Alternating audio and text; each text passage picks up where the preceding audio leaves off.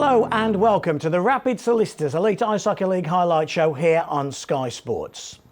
Can you believe it's week 7 of the Elite League season? It just gets bigger, stronger, faster. Oh yes, and an awful lot tougher. Here's what we've got coming up this week. The Sheffield Steelers make it 3 wins out of 3 in a tough 3-day weekend. It's the end of an 8-game losing spell for the Hull Stingray. And as the lockout hits stalemate, those EIHLers continue to make waves around the league. Well, welcome folks to another week of, we hope, some of the very best highlights that you will see around the Elite League. You will see I'm joined by the Coventry Blaze head coach Paul Thompson. Now Paul, of course, was one of those coaches who took the decision to bring in an ex-NHLer or a current day NHLer, Paul. And from where I see it, it seems to have worked for the Brayhead, for Sheffield, for Nottingham and for yourselves in Coventry. Well, I think, we got our second biggest crowd of all time in Matt Beliski, who's currently locked out by Anaheim. We managed to pick him up. So in his debut game, a week ago, I think the proof in the pudding there is that people want to come out and they want to see these players and see what they're all about. And we're delighted to have him. He's a great kid. He's bought in exactly to what we have and we want as a club. And, he's a little bit behind, even though these guys play in the NHL, they're sort of 7 or 8 weeks behind in preparation time where we are right now. But he's going to be a major factor for us as long as we can keep him. I was going to say that because wherever you look at the moment, or you read or you tweet, you're seeing the owners are talking to the Players Association. They might not be here this weekend. They might be here till Christmas. You just don't know. How hard is that for a coach to plan ahead for a weekend, not knowing whether your best player is going to be in the lineup or not? It's tough, but we all knew that coming in, David. We all took the gamble. I mean, it wasn't really a gamble for us because of the injury problems we've had, and we've still got injuries. So, the longer we can keep Matt, he makes us a better hockey club, with his presence and with his skill level and with his, and the way he plays. And we're just hoping from a selfish point of view, it will go back. And I think everybody wants to see the NHL back. We all miss it. But from a selfish point of view, we could do with a couple, 3, 4, 5 more weeks with these guys. Well, this time last week, as you were all sat down watching the highlight show, the Sheffield Steelers were embarking on their first of 3 games in 3 nights. First in town at the Motorpoint Arena was the Cardiff Devils. Our man Chris Ellis was also there. This already the 4th meeting between these two sides this season. They've won a game each in each other's barns, and then the last game between these two was a win for Cardiff in the Big Blue tent. First period coming to a close, but the Steelers on a power play. Sestito heavily involved and Le Guy. What a good shot. What a booming shot. From right side there, Drew Fatter, his 3rd of the year. You'll see from the replay how well Sestito does. As I said, he got it out the corner, but then he goes in front of the netminder at the crucial moment. Azur is unsighted, and we are 1-0 Steelers for a first period lead. Into period 2 then, and this time British player Ben Davies, works hard on the board. Didiamiti there as well, and then Beer-Breyer, he feeds it to Mark Smith, and the touch is there from Ben Davies, so we're level at 1-1. Davies is absolutely thrilled with that leveller, and why not? He's got a goal in the Motorpoint Arena, and the Steelers are pegged back to 1-1. And 3 minutes and 21 seconds later, it's 2-1 Cardiff. It is a trademark move, really. Just a clever play from the face-off. Faulkner wins it, Batch from 1 point, and to Marsh from the other point. It's 2-1. Really easy, that goal, simple and sometimes hard to defend. So Steelers needed to come back into the game, and they do so. Look, Stevenson wants the puck from Limbright. He goes himself, it takes a deflection, and we're level again at 2-2. And you can just see there the dejection from Mark Smith. Limbright goes towards the goal, and it goes in off Smith's skate. So he sets up the first goal for the Devils at one end, and then he's responsible for making it a 2-2 hockey game. This really inspired the Steelers and those fans, and it was no surprise when they got the next goal.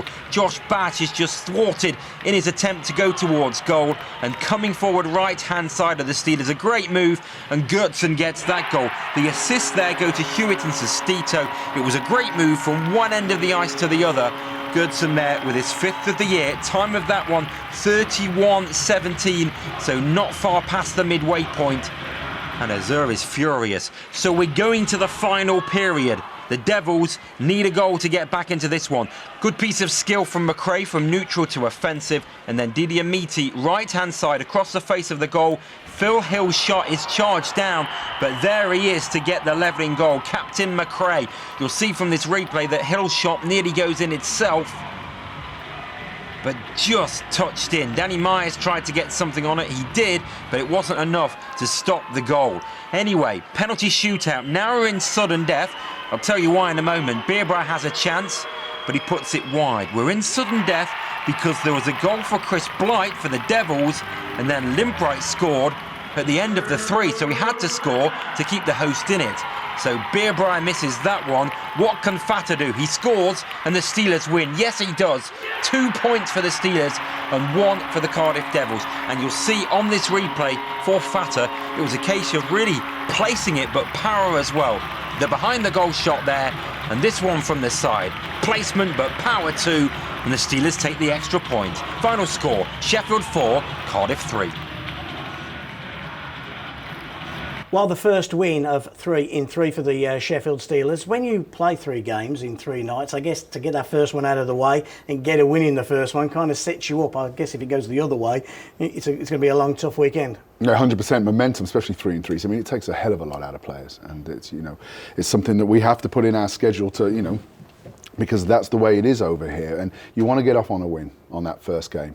And that does your momentum, then carries you through a little bit. And Steelers had a fantastic Friday, Saturday, Sunday. They won all 3 games. A couple of weeks ago, it was doom and gloom, around the camp, losing up in Fife. And then, they bounced back with a big win at home against Belfast. And then these 3 big games, that they just played this weekend. Cardiff, would they be a little bit disappointed just to get the 1 point there? They battled back, they led. And then those 2 goals from the outside, Limbright and Gertsen? Would O'Shea want those 2 back? I think that maybe the wrist shot from Gertsen he'd want back. I mean, there might have been traffic in front of him and he saw it late coming in. But I think when you look at the league, David, I mean, I read a stat in the week that I think over half of the games have been 1-goal games so far. So, when it does go into shootout situations, you do need players and key players getting you that extra point. And you can see, Fata rip one. At the end to gain the Steelers the extra point. And that's a big part of our game now. Well, we're a great fan of the penalty shots here, aren't we, on this show? We see them every week. Let's take a look at 2. It had gone through 1 round of penalty shots. We're into sudden death when Big Max comes up. It was the 5th Cardiff Devils penalty shot that Max took. Yeah, he brings him wide. He's a big unit, De Caro, though. You can see, you don't see a lot of the net with this guy. And he beats De Caro, but he doesn't beat the post. And then Drew Fata, a defenceman, which you don't always see the defenceman taking those. No, I use Mike Shute as well, and he's a skilled guy with a great shot, and he just rips that one high glove. And there's the extra point, and elation in the arena. Well, 2 points then for the Sheffield Steelers as they were victorious over the Hull Stingrays. The Challenge Cup group, as you see it, because obviously you're in that Challenge Cup group with Sheffield and Cardiff. It's nip and tuck there, isn't it? It's tight. We've got 2 big games this weekend coming up. At home to Cardiff on the Saturday and away to Cardiff. And if we come out the right side of that, we may have a big foot into the quarterfinals. But you've got to get something out of these games. But it is a tight. I mean, the league, the Challenge Cup, everything right now is tight all the way through, and that's the way we want it. Time for some action from Saturday. We'll start off at the Hull Ice Arena where the Dundee Stars were in town. An important Gardner Conference game that Paul and I will now talk you through it. And a quick start for the visitors, Paul. Bagron scoring early to give the Stars the lead. Yeah, well, made a great play. Drove wide, little backhand place. Backhand into the low slot area and it was picked up. And Stingrays back on level terms. One of your former players, Jeff Smith. Yeah, Smitty doesn't get too many of them, but good traffic by Tenler in front, gets it off, nice and quick on the blue line, and it's a tied game. See it again on the replay there, there's traffic in front. That's what you always ask your forwards to provide. Jason Silverthorne, thought he'd retired. Anyway, Silver gets a goal, 2-1. He doesn't miss from there though. He doesn't, he's got good hands. Yeah, he has, good timing. Dundee had a chance to get back in it with a missed penalty shot from Wirral, but it was 3-1 Hull Stingrays. Oslins, 24-20, skilled kid Oslins. Good hands, good speed, gives himself time on the puck, and if he gets opportunities like that, he buries. And made it 3-1, made it 4-1 here. And again, same thing, comes off the blind side of the D across the blue, and then them one-on-one situations he's deadly. The Dundee Stars, though, they're resilient, aren't they, with Jeff Hutchins in charge, and they were soon to bring it back. Yeah, turnover in the neutral zone. I think this is Bagron's second. We're about to see. Hull will be disappointed there. They had a few chances to clear, didn't they? A little bit of stick checking and focusing on the puck and not looking up ice. And and gapping up on players in scoring areas, and you know. With 11 minutes to go, Dundee pulled it back to 4-3. Bowen was the scorer of that goal. You know, there'd have been a few nerves at this time, David, because Hull have, I mean, I think they've lost in 4 penalty shootouts that could have gone the other way, but, you know, they closed the game out, and credit to them. A little bit of afters as well in this one. Your old mucker there, Sylvain Cloutier. 46 years old, look at him. Won't back down from anybody. You've just got to love the way he plays, you know, and what he brings, and he's the player coach for the team, and he'll stand in there for his hockey club all night long, and that's Clooch for you. That's what he gets. Now, many of you, of course, will have been following during the week the appeals procedure that went through the Sheffield Steelers and the Hull Stingrays. We'll talk about that a little bit later. What you didn't know was that there was an appeal made by the Hull Stingrays against the Dundee Stars after that game to age concern. You shouldn't be hitting an old man like Cloutier, should you? The young kid should have a bit of respect. Well, I think Clooch started it. You know, he starts half of them. That's the way he is. He's a warrior. On a Saturday night, he can do that, can't he? On the Sunday night, he's kind of just easing off a little bit. He puts his slippers on them now. Joke. The Hull Stingrays, how important was it to snap that losing spell, all seriousness? Because, you know what, losing becomes a habit like winning becomes one, doesn't it? Well, I think especially when you get to a penalty shot scenario, and I think off the top of my head they've lost 4 in penalty shots this year. So, you know, flip of a coin, it goes the other way, and you could be coming off a 4, 5, 6 game winning streak. So it was important for Hull to get a win. Confidence is a key, isn't it, folks? And the Hull Stingrays got some confidence from that 4-3 win. We'll be seeing a little bit later how the Stingrays got on the following night in Sheffield. Time for a break now. We've got plenty of goals. Oh, yeah. And that big Sacito incident when you come back after the break. Don't go anywhere.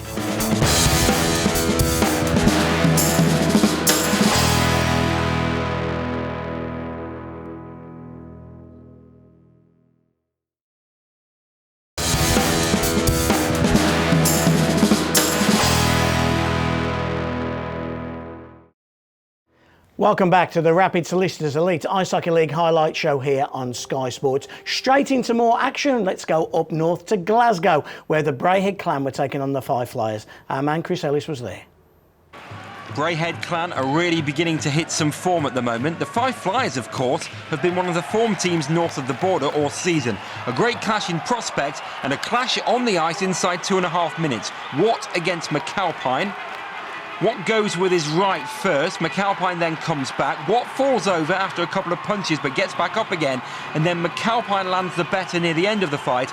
But that's because Watt's jersey went over his head. He's certainly G'd up as McAlpine, waves and gesticulates to the crowd. And that certainly seemed to fire up the Five Flyers. Keller and Pitton here. Working hard is Keller. Strong possession for him. The final touch by Hames, the 7th of the year. And the Five Flyers one ahead at 5:29. They went on the power play minutes later. Player coach Todd Dutiam digs a puck out the boards, gives it to Dolan.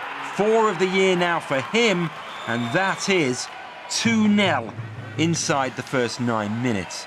So Braehead needed a response. They weren't to get it in the first period, but in period 2, right at the start, 29 seconds in, Goldie and Hanson with the assists and the rebound for Chamont, the 4th of the year. We have a 1-goal game. So things got better. Behind the net was Drew Miller, and possession was strong for the home side. Great skate away and away from his man there for Burnstill, and the rebound for Chamont. It's 2-2. 26-56, and the home faithful are celebrating. But Fife, they're made of strong stuff this season. They're having a great campaign, and a defensive mistake by the home side, and Pitton and Haynes combine, and in front of the net there is Hogg. Couple of rebounds for him, and he gets it past the netminder Zemlak. So 3-2 to the visitors. They're ahead once more.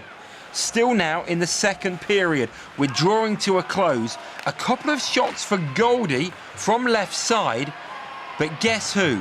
In front of the netminder for a rebound, a trio of rebounds, but more importantly, a hat-trick goal for Chamont, the game-tying goal at 36-19. 3-3 the score. We're coming to the closing stages now. The final minute has already ticked by. Giveaway from the Five Flyers, and Goldie sets this one up. In the slot is Drew Miller all alone, his 2nd of the year. With 37 seconds to go, Braehead break Five Flyers' heart. Final score, Clan 4, Flyers 3. Ooh, Drew Miller, what an important goal that was for the Braehead clan, and for all intents and purposes, it looked like the Five Flyers were going to take something out of that game. Well, 2-0 up on the road, and it was a good game. They went 3-2 up, and you've got to give Braehead credit. They came back, and you can't leave a Detroit Red Wing 10 foot out on his one-timer side, with a minute to go in the game. And as a coach, you want to close that out, that last minute. You want to secure that point and take it into overtime and look for that extra point. So I think Dutium and Stewart will be a little bit disappointed with what happened in the final minute of the game. Bobby Shamon's hat-trick as well. It's important that Braehead get secondary scoring. One of the things I was just seeing there on the highlights, we don't see Kristanovic, we don't see Galbraith. In one sense, you want to see a lot of them, but on the other hand, isn't it better that they can win without those two guys really contributing? It looks like they've got a little bit more secondary scoring this year. Well, second line, first line, I don't know which way round they call it there. You're absolutely right. I think any team's always looking for secondary scoring. And if one team is shut down or one line is shut down on any particular night, you're looking for other guys to step up. And Chamont, big hat-trick. You mentioned that goal by Drew Miller. Let's take a look at it now. It was the all-important winner for the Braehead clan. Well, Fife will be disappointed. Well, Goldie doesn't quit on the puck. He does a good job here. But, some stick checking here. No one's really picking up. Guys are skating and turning away. And you can't leave Drew Miller there. I guess that's what $1 million a year buys you, isn't it? Well, he does that in the NHL, so he's going to do it in the Elite League. He does, yeah. He's had an impact for the Braehead clan, hasn't he? I think Chris just mentioned there was his third goal.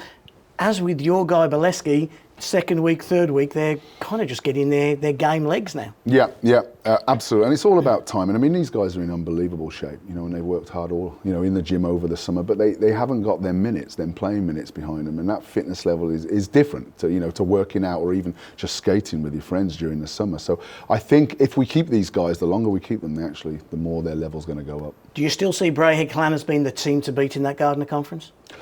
Yes, I do, in all fairness. But I think, like results have shown, you can't turn off any night. It doesn't matter. The conference thing I don't really look at. I look at the league as a whole, because I think on any given night, if you don't come up and you're not ready to play, you're going to lose a hockey game. OK, well, we'll have a look at those league tables in just a few moments' time. Before that, Paul will be thrilled to know we're going to be showing highlights of his game against the Sheffield Steelers on Saturday. Chris Ellis will talk us through it. Sheffield Steelers looking for their second win in as many nights, and here in the first period they had an early power play. The extra man advantage works for them once more. The rebound from NHLer Tom Sestito. He seems to love every goal he scores, and that's his third of the year. A power play goal then at 3:27. Here Guthrie's pass is poor, it is just snuffed out, and then the breakaway. That's a penalty shot. The referee, Michael Hicks, gives the penalty shot, and we see Limpright with a chance to make it 2-0. Can he do so? No. He doesn't even get his shot away, so it stays as a one-goal game. Into period 2 now, and just past the midway point in the game. Esders working hard behind the net. Such strong movement from him. The Steelers are strong in possession. They work the walls well, and it's picked up right-hand side by Tyler Michel. And in the slot is Gertson, and Gertson gets his 6th of the year at 31-57. The Sheffield Steelers are leading by 2-0. That was on the scoreboard. Then you see a tussle, Olsen and Hewitt. Hewitt goes in on Olsen here with a bit of a slash, and Olsen bumps into Hewitt. So then we see a fight. Sestito is having none of that. He sticks up for his teammate, and the pair of them drop their gloves. And here we go. We've got a fight on our hands. Two big, tough men trading blows with their rights. Takes its time to get going. I think Sestito's smiling there, but Olsen trying to come over the top. Sestito comes back there. Linesman just watching. Kavanagh and Liptrop just enjoying the scenery at the moment. And certainly Olsen coming back with some big rights there. And then he gets the takedown as well. So that at that stage, 2-0. Breakaway here for Ashley Tate. One-on-one. Can't score, but then the rebound by Esders, and short-handed at 49-46. It's 3-0 in game, set and match. Final score in the Skydome, Coventry 0, Steelers 3. Well, at least one of us had a good Saturday night, and it was really good for the Sheffield Steelers, an outstanding performance. But you were, I know, very unhappy with your own side. We just didn't play to the level we have been, and you know, with that commitment and intensity that we've been bringing on a nightly basis. I don't want to take anything away from the Steelers because they were magnificent. They were the best team from the first to the 60th minute. But our game never got going individually, collectively. You know, a lot of that was to do with the way the Steelers played. But I was disappointed, as were the players. Yeah.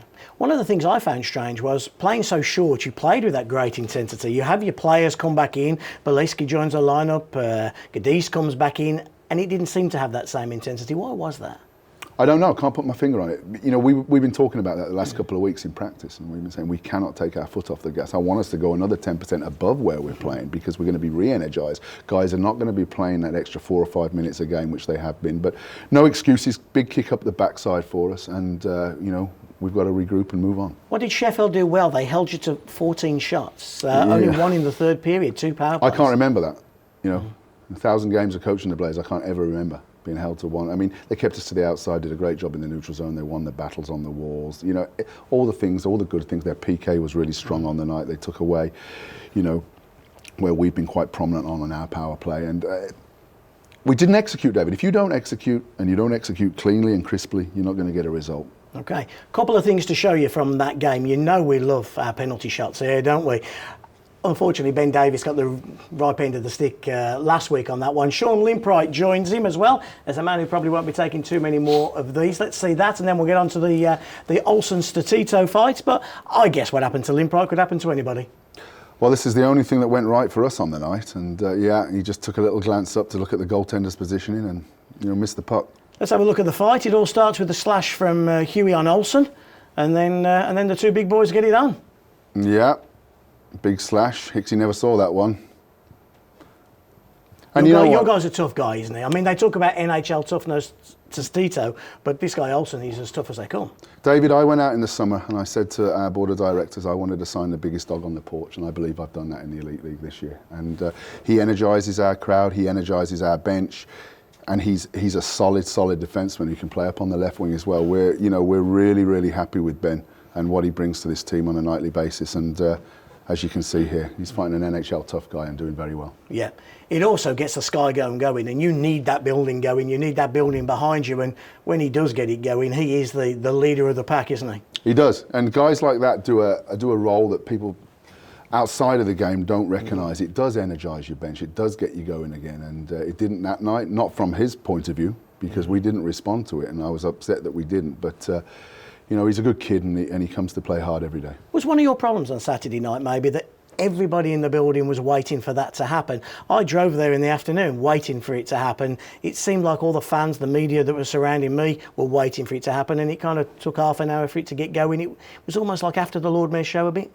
Yeah, I think that can happen. I mean, you know, we've all been looking forward to that game. Obviously, you know, with the NHL Sestito coming in, and they've got some form in the American League against each other. They fought themselves there, and so you do think about that. Finnerty did a good job. He didn't want his guys fighting early on. He didn't want to energise our crowd or energise our bench. And, you know, the Steelers came in and they didn't rob the points. They totally deserved them. But I hope it's a good learning tool for us that we can't play that style, and I think we're going to win games. OK, time for a break. When we come back, action from Sheffield and a real close encounter between the Fife Flyers and the Dundee Stars. Don't go anywhere.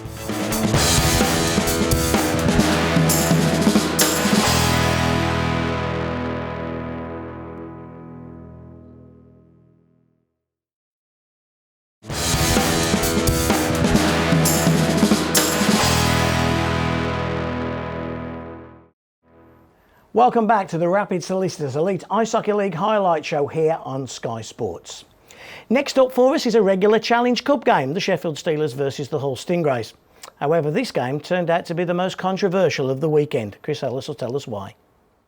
So a third game in as many nights for the Sheffield Steelers. The second one at home, but this time at Ice Sheffield. And the Steelers coming forward with Jeff LeGuy in the first period. Then when he's charged down and it comes out to neutral zone, and then Jorgensen picks it up. And this is a lovely pass from Colin Shields. Through the middle, picked up by LeGuy. And when he goes one-on-one, he more often than not scores.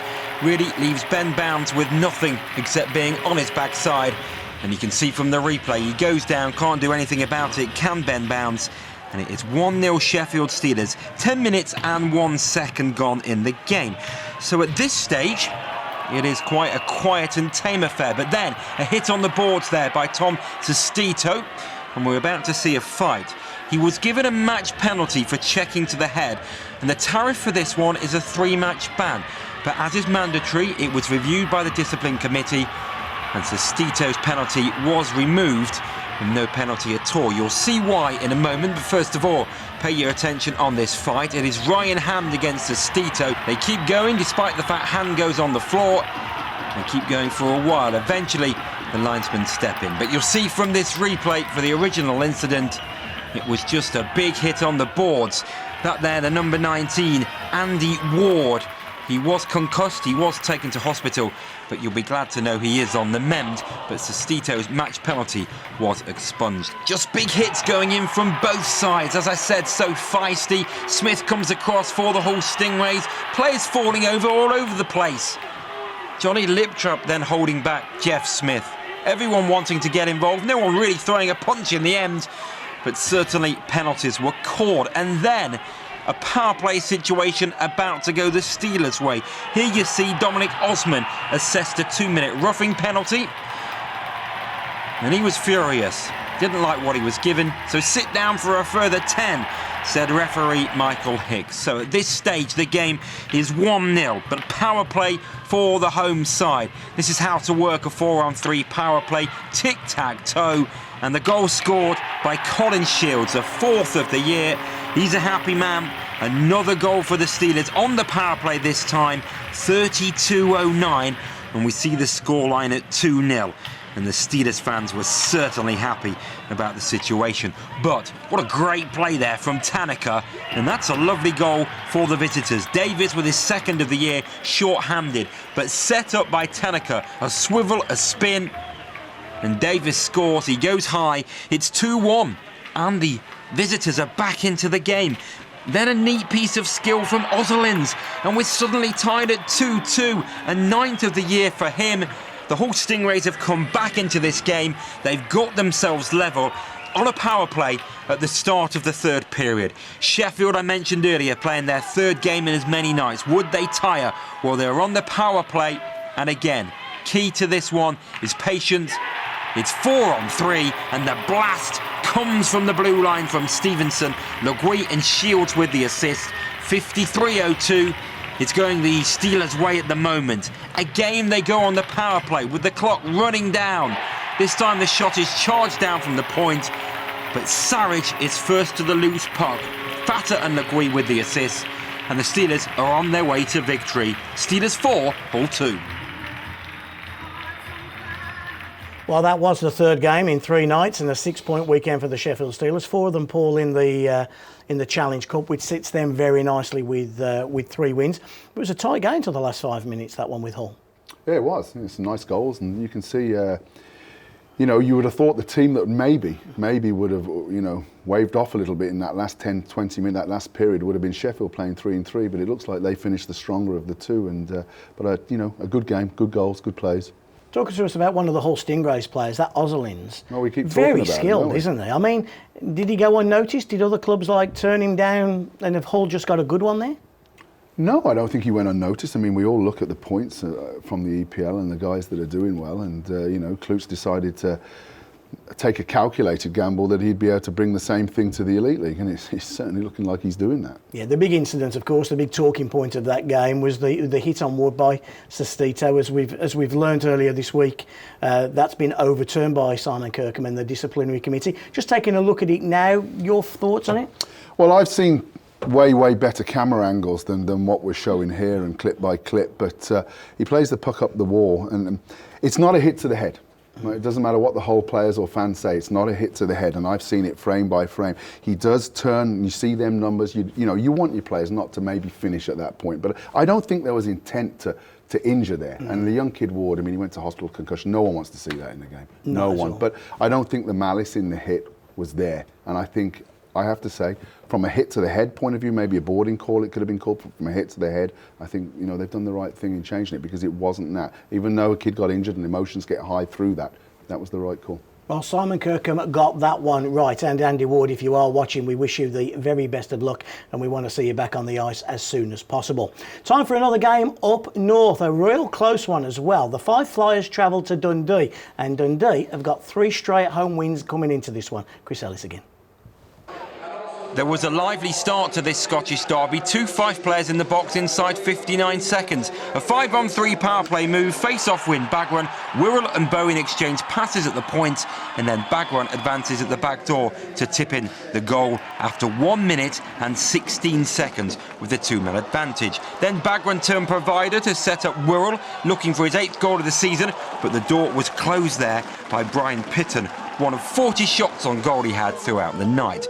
The Flyers grew stronger as the game went on. Here you see Hogg and Jason Pitton set up Keller for a chance, and that's one of 39 shots for Nick Riopel. Bit of pushing and shoving. This game got feisty at times with no gloves dropped. So the scoreline stayed at 1-0, and certainly both netminders were having a good time. This time, it's McAlpine setting up Jason Pitton from the right-hand side, but once again, Riopel made the save. Now, Dundee lost to Coventry at home in their first match in front of their own fans by a shootout. They've since won 5 in a row by 1 goal in front of the Dundee fans. There, a chance for Keller. Then Baxter getting annoyed for Dundee. Again, a bit of push and shove, but as I said, no gloves were dropped. So still 1-0 at this stage. And it had been Fife Flyers in the third period with all the chances.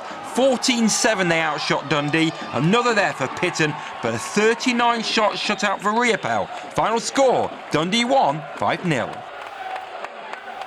Another 1-goal game in the Rapid Solicitors Elite Ice Hockey League, and Paul, that's what we all wanted at the start of this year. More closer games, and we're getting it. Crossovers, interconferences, and we saw a real tight game there up in Dundee. Well, I think the netminding's improved as well, and I think that's an area that we probably haven't discussed. And both of them there were excellent, weren't they? Absolutely, and Riopel is you know, we played Dundee early on in the season. I was very impressed with his movement and his style, and you know, 1-goal games. I think there was 3 on Sunday, and it tells you that you know, it's not always about running them big scores up. The league is now coming to a level where on any given night, you know, you've got to be ready to play and concentrate for that full 60 minutes. We keep saying one of the reasons behind the conference system was to give teams hope, and also for teams to play better at home, win more of their home games. Dundee Stars have now won 4 home games off the bounce.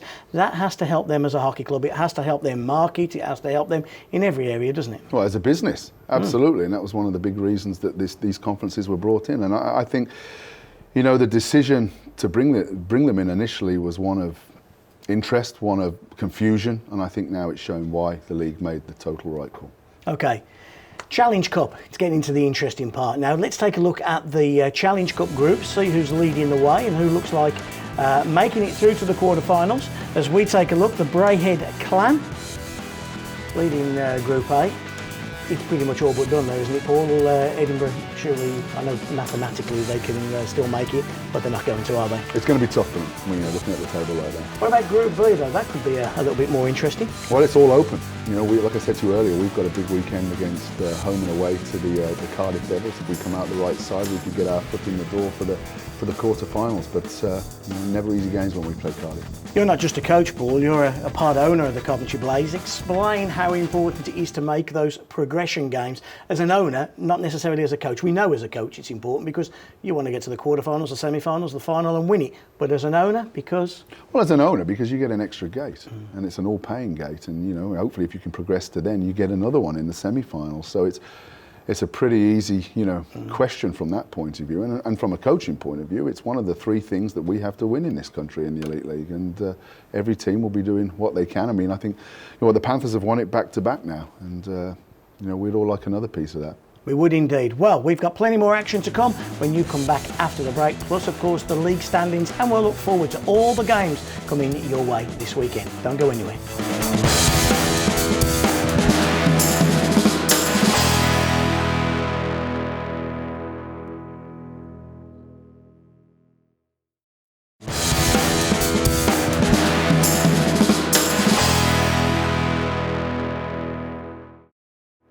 Welcome back to the Rapid Solicitors Elite Ice Hockey League highlight show here on Sky Sports. Time for more action now. The rivalry between the Nottingham Panthers and the Cardiff Devils is one of the biggest in the Elite League. Well, on Sunday, the two teams met again at the Big Blue Tent. It was loud, it was passionate, it was rumbustious. Chris Ellis will tell you why. A 1,700 strong vocal crowd packed into the Big Blue Tent for this one. Nottingham had lost their last two away from home to Belfast and Coventry, while Cardiff had won the last two in front of their own fans, and indeed won when these two sides met in the Challenge Cup. Nottingham ahead here in the second period. David Clark latching on to Matthew Myers' through pass after Levers had put the puck forward. So Nottingham, 23-33 gone, were 1-0 ahead. At the other end, Blight with a chance, pad save from Kowalski. Nottingham outshot Cardiff 12-8 in the second session. And here they come forward once more. Lakovic to Galavan right-hand side, and Galavan shoots, and he finds a save from Phil Azur. So Nottingham having the chances in the second period. Once more as well here. Face-off win for Graham, then Lapine, right-hand side, a long-range shot there from Werner, and once again, Phil Azur was equal to anything that was thrown at him. So 1-0 at this stage, and Cardiff needed to find something. Well, they were 5-on-3 here, and I often say that patience is the key, and this really is true. The puck comes out of the zone after a period of pressure, but it's now Marsh who just goes left-hand side for Beerbreyer. Beerbreyer looks as though he's going to pass to Blight, but no, cuts inside of Francis, and it's 1-1. 5-on-3 power play goal. Cardiff level in the third period. Beerbreyer's sixth of the season. We've played 45 minutes and 36 seconds. Straight from the face-off, another chance for Beerbreyer. But this time Kowalski closes the door. A few players wanted to get involved in some push and shove, but that's all it came to. So 1-1 at this stage, and we were approaching the midway point of the third period. Power play time once more for the home side. Devon Didiamiti down the left-hand side. He goes behind the net, past Werner, and then goes all the way over to the right-hand side. And look at that, swivel and shot from Beerbreyer, and it's 2-1 Cardiff. Final score, Devils 2, Panthers 1. Big win for Gerard Adams and the Cardiff Devils, 2-1 then over the Nottingham Panthers. Just whilst you and I were watching the highlights there, we said Nottingham, it's not really their building. We say that about Cardiff every week. It's the toughest barn to go and win in. But Nottingham, they didn't seem to get going in that game. Well, it was a tight game. It's a 2-1 game, David, and I think Cardiff is the toughest place to go and play. You can see pucks come back off the wall. You know, Brevere's second goal was just a great read by him. He turned, shot, and Kowalski didn't really get set up for that. But they go to the net. They make it hard for you. You probably face another 10, 12 shots a game in that rink because it's so small and it's so tight. So you've got to be ready. Yeah, as a player, how long does it just take to quickly adjust once you're in that game? Is the first 10 minutes it's huge because they come out the gates hard and they come on the forecheck, and you can see there's a scrum after every whistle. They go to the net, and you've got to get into the game straight away because it is a different game. Everything happens so much quicker in there, and it doesn't. So you have to adapt before you get behind in the game because. Gerard Adams made a big call in the week leading up to that game, didn't he? He got rid of Milham, the defenceman. But he got rid of him without having a replacement in. They were playing one short. He felt comfortable in young Batch. He felt comfortable in the team that he got just to move Milham on one side. Well, so sometimes I don't know the story on Milham. He came over here with a pretty good resume, and he'd won things in North America. He'd played a little bit in Europe, and obviously things haven't worked out. And Gerard took the decision that I don't need this guy around for whatever reason, and I'll wait for unless they have got somebody in the pipeline and they're just waiting for it to go through. We never know these things. That was one guy Gerard didn't want around. One guy he does want around is Max Beber. Big Max. Cometh the moment, cometh the man. He got 2 goals. Let's take a look at them both now. You were Good critical player. of the Nottingham defence on this first one.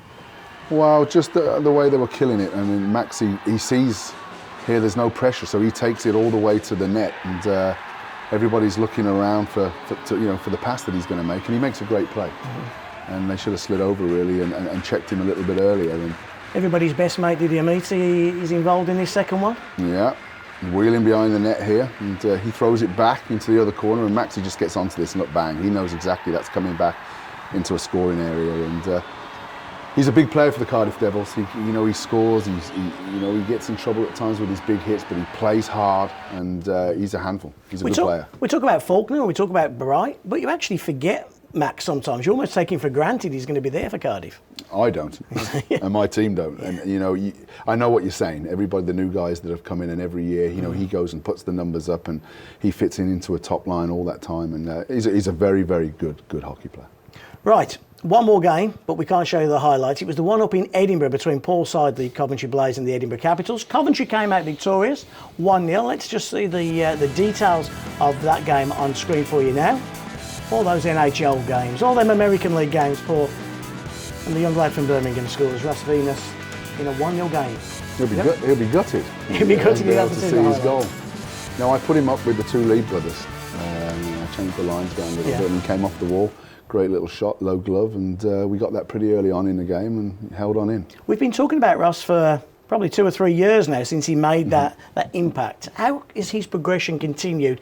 And are you seeing things now that you thought you were going to see a couple of 3 years back? Is he going to be that next level? Is he going to go and join, if you like, the hierarchy of the game in this country? Well, he's very skilled and he can make a play. And as he gets physically bigger and stronger, because he's a slight kid, and you know he has to get bigger and stronger. He knows that, but he's been playing on a third line with White and Selby pretty much since the start of the year, and they've done a phenomenal job. They haven't given us a lot of offense, but you know they've been matched up, especially on the road against big import lines, and they've shut them down. And yeah, he's going to be a good player. Okay, time for a recap now. You've seen all the highlights. Let's just run through all the results for you. And of course, the action started last Friday at the Motorpoint Arena when the Sheffield Steelers beat out the Cardiff Devils 4-3. The Coventry Blaze 0, the Sheffield Steelers 3. Hull Stingrays 4, the Dundee Stars 3. And would you believe it, the Braehead Clan 4, the Fife Flyers 3. Moving on to Sunday, the Cardiff Devils 2-1 win in the Big Blue Tent against the Nottingham Panthers. Big Max coming up strong for Jared Adams' team. Venus's goal separated the Caps and the Blaze 1-0 Coventry. Dundee 1-0 over the Fife Flyers. And that game at Sheffield saw the Sheffield Steelers 4, the Hull Stingrays 2. And if we throw all those results into the hat, this is what it comes up with, the Elite League table. We'll start off with the two conferences, Sheffield and Belfast leading the way in the Earnhardt, and the Gardner Conference led by Braehead, followed by Dundee. And again, if we throw all those results into the hat, we can see, Paul, that it's very tight all the way through the Elite League. Teams have got games to catch up. A lot of those Gardner Conference teams haven't played as many games, but it's tight at the top. It is, you know, from top to bottom, and that was the whole idea. We keep going back to the conference systems, and this is what we all get paid for. You know, for where we finish in the big scheme of things is the league, and it's a great league, great players, and you know every night you've got to be at your best. Has this league been everything that you'd hoped for? Because you were one of the people that was pushing the conference system, yourself and the Coventry Blaze. It seems to me to have generated a little bit more excitement because there are more games between the clubs that want to play each other a lot more. Dundee are playing Fife a lot more. Big games up in Scotland. Big games, Cardiff and Coventry. Has it been what you hoped? Yes. In a word, yes, and I think the proof's in the pudding. And I think, you know, look at the attendances and look at how we're talking. Rivalries. When you're in a conference, you build up rivalries, and the fans talk about, we don't want to be playing these teams this many times. And when you build that up, you know, people want to see a Tom Sestito coming into your building. They want that rivalry that a Ben Olsen's might fight him on that night. And I think you've got them rivalries in both conferences. And then when they play each other, there's a little different mix with it all. So I think it's a great step forward for the Elite League. Okay. Paul has just sold you the Elite League. This is where you can see your Elite League action coming up this weekend. And we'll start off on Saturday night, 27th of October. Edinburgh taking on the Nottingham Panthers up at Murrayfield. The Hull Stingrays taking off the Fife Flyers in the Gardner Conference game, 6:30. And then Belfast Giants, that's the second of two games between the Giants and the Steelers. They're playing this evening, Friday, in the first game. And then Paul's team, the Coventry Blaze, taking on the Cardiff Devils at the Sky Dome at 7. Fife versus Nottingham on Sunday, 6:30. Also 6:30 in Dundee. Can they keep that winning record? Can they make it 5 in a row against the Braehead Clan? If you're up in Dundee, make sure you go to that game. And the game that I'll be at this weekend, the Cardiff Devils taking on the Coventry Blaze. I just hope that Devon Viviamiti's got the spare room all ready for me. You'll be able to see all the goals and all the highlights from all of those games Friday, 7 p.m. Yes, 7 p.m. And it's repeated at 11 p.m. Great times for the show. You can also see it on Saturday, Sky Sports 4, 7 a.m. and a repeat That's at 10 a.m. So there's no excuses at all for missing all next week's action. Big games week in, week out. Those 2 games for you, the Cardiff back-to-back in the Cup, will determine probably whether you progress or won't progress. Maybe. Yeah. Maybe. I mean, we've only played 2 games. And, you know, luckily we've won both of them. So I But would. very important games, those 2. Hugely important games, and if we come out the right side, like I said, you know, that gives us a good path to get into that quarter-final stage. So, but Cardiff as well. You know, they're going to be going hard, and you know, they've played another game more than us, and they're a point behind us in the league right now. So it's going to be a great battle. Yeah, and we'll be there to see that game as well. In the first 10 minutes, always key. Absolutely. As ever. Right, well, join us, folks, next week, and we'll be seeing extended highlights of that game as we come from the Big Blue Tent, where the Cardiff Devils will be taking on the Coventry Blaze. Have a great Elite League weekend. Make sure you're taking a game as good as it is watching us, and it is good, I know. It's really a lot better in real life. Pay your money, go and take your show, give your team a cheer. Good night.